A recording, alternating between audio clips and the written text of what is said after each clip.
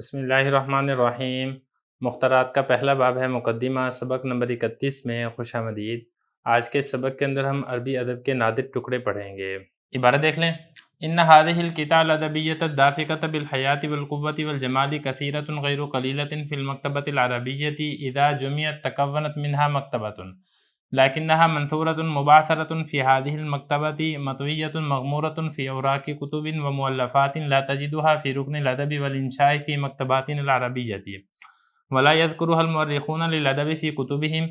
هذه الكتب وثق تمثيلا للغة العربية وأدبها الرفيع ومحاسنه من كثير من الكتب المختصة بالأدب ومن كثير من المجامع والرسائل والمقامات والمقالات الأدبية التي تعتبر أساس الأدب وذهب العربية ومحصول العقول. وهذه الكتب هي التي تخدم اللغة والأدب أكثر مما تخدمها كتب اللغة والأدب، وهي التي تفتق القريحة وتنشط الذهن وتقوي الذوق السليم وتعلم الكتابة الحقيقية۔ عبارت ہو چکی ہے، اب چلتے ہیں اس کے ترجمے کی طرف۔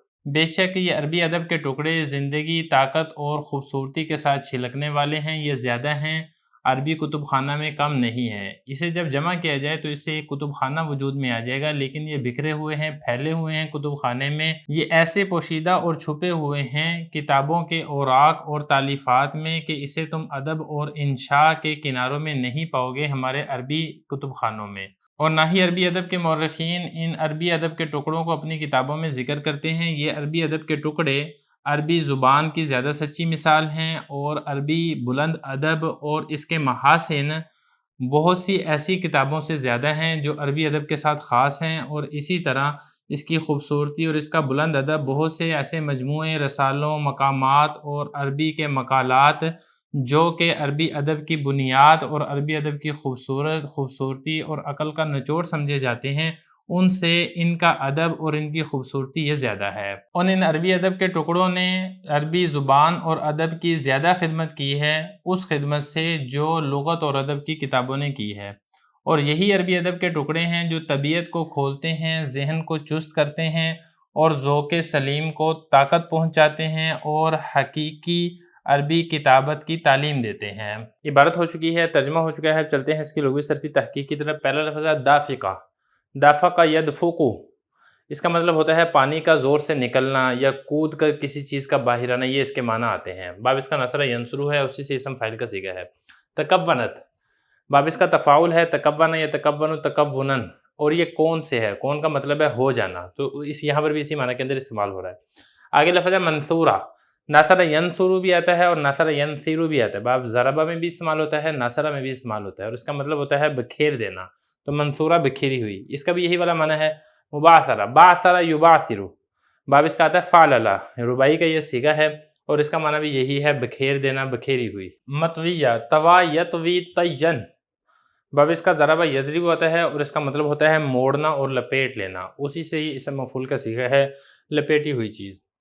مغمورہ، غمر یغمر، باب اس کا نصر ینصر آتا ہے، اسی سے اسم مفعول کا یہ صیغہ ہے، اس کا مطلب ہے بلند ہو کر کسی چیز کو ڈھانپ لینا، گھیر لینا، تو ان دونوں کا معنی تقریباً قریب ہی ہے۔ اوراق یہ ورق کی جمع ہے، صفحے کو کہا جاتا ہے رکن، یہ کسی بھی چیز کے کنارے کو یا بڑے کنارے کو کہا جاتا ہے، اس کی جمع ارکان آتی ہے۔ مکتبات، یہ مکتبات ان کی جمع ہے، کتب خانے کو کہتے ہیں۔ تمثیل باب تفعیل کا مصدر ہے، اور اس کا مطلب ہوتا ہے مثال بیان کرنا۔ المختصہ، اختص یختص اختصاص، ایک چیز کو دوسری چیز کے ساتھ خاص کر لینا، اسی سے اسم مفعول کا صیغہ ہے۔ آگے لفظ ہے المجامع، یہ مجموعات ان کی جمع ہے، اور اس کے اندر جمع کرنے والا معنی پایا جاتا ہے، تو مجموعہ جمع کی ہوئی چیز، یعنی جس کے اندر کچھ چیزوں کو جمع کیا جائے۔ اگلا لفظ ہے اساس، یہ بنیاد کو کہا جاتا ہے، اس کی جمع اسس آتی ہے۔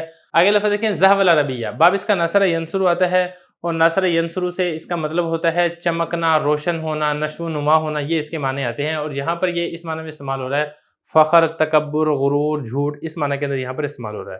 خادم یخدم، اس کا مطلب ہوتا ہے خدمت کرنا۔ آگے لفظ ہے تفتیقو، اس کا باب ضربہ بھی آتا ہے، اور اس کا باب نصرہ بھی آتا ہے۔ فاتح کا یفتیقو بھی پڑھا جاتا ہے، اور فاتح کا یفتوقو بھی پڑھا جاتا ہے، اور اس کا مطلب ہوتا ہے پھاڑنا۔ اگلا لفظ ہے کریحہ، یہ طبیعت کو کہا جاتا ہے، ملکے کو کہا جاتا ہے، اس کی جمع کرائح آتی ہے۔ اس کے بعد آگے لفظ دیکھیں تنشاتو، اس کا باب ضربہ بھی آتا ہے، ناشتا ینشتو، اور اسی طرح اس کا باب سمیہ بھی آتا ہے، ناشتا ینشاتو، اور اس کا مطلب ہوتا ہے نشاط والا ہونا، چست ہونا، یہ اس کے معنی آتے ہیں۔ इबारत तर्जुमा लुग़वी सरफ़ी तहक़ीक़ हो चुकी है। अब चलते हैं इसकी तशरीह की तरफ। गुज़श्ता सबक के अंदर हज़रत ने कुछ आरिफ़ीन के नाम ज़िक्र किए थे और फ़रमाया था कि इनकी जो अदबी तहरीरें हैं वो अरबी अदब के कमाल दर्जे को पहुँची हुई हैं। फिर यहाँ पर ये बता रहे हैं कि इस तरह के जो अरबी अदब के जो किताआत हैं, ये टुकड़े हैं, ये शहपारे हैं, जिनसे ज़िंदगी, ताकत और ख़ूबसूरती फूटती है, ये कम नहीं है।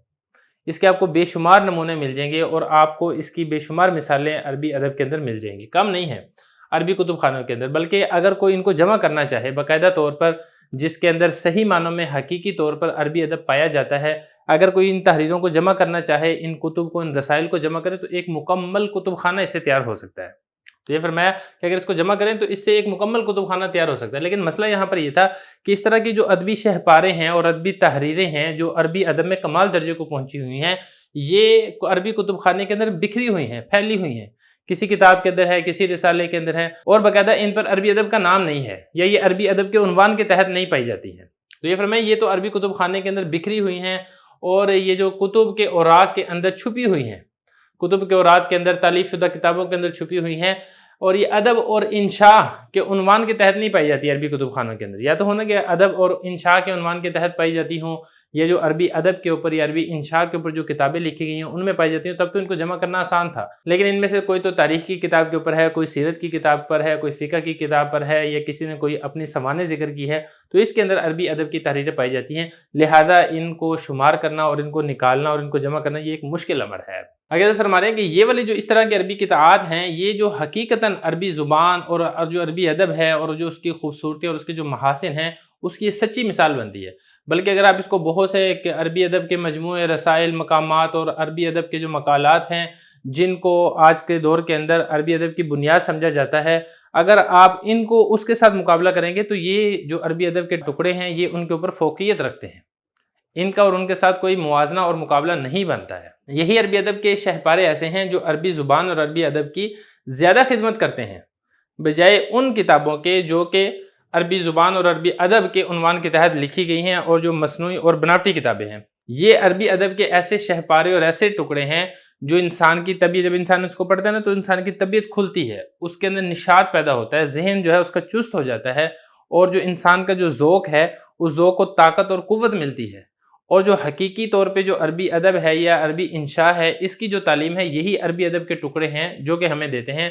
लेकिन अफसोस ये है कि ये अरबी अदब के उन्वान के तहत नहीं पाए जाते हैं, बल्कि ये जो अरबी अदब के हकीकतन टुकड़े हैं, ये कुतुब तारीख़ के अंदर पाए जाते हैं, ये कुतुब सीरत के अंदर पाए जाते हैं, ये सवाने निगारी के अंदर पाए जाते हैं। लिहाजा उम्मत का एक कसीर तबका इन अदबी टुकड़ों से गाफिल रहा है।